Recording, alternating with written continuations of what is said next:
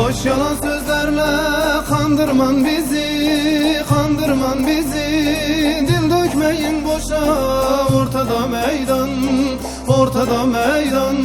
Kör müdür gerçeğin, görmüyor gözün, görmüyor gözü. Dil dökmeyin boşa, ortada meydan, burada meydan. Kör müdür gerçeğin, görmüyor gözün, görmüyor gözü. Dil dökmeyin boşa, ortada meydan, burada meydan.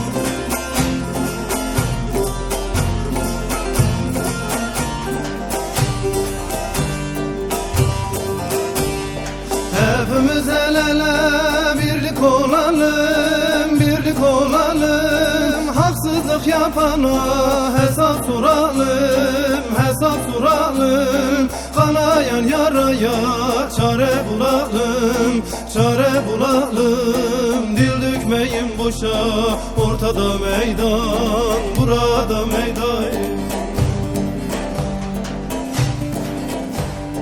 Kanayan yaraya çare bulalım, ilaç olalım. Dil dökmeyin boşa, ortada meydan, burada meydan.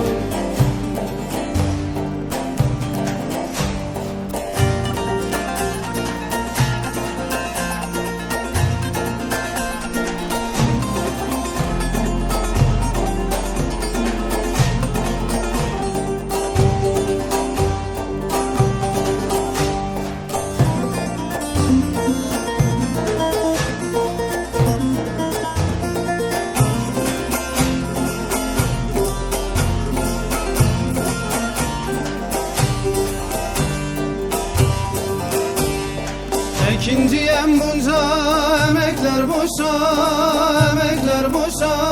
Nameler söylenir bir kuru taşa, bir kuru taşa.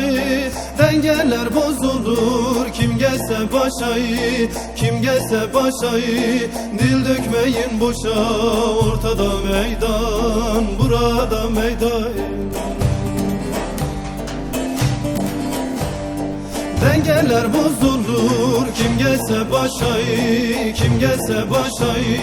Dil dökmeyin boşa, ortada meydan, burada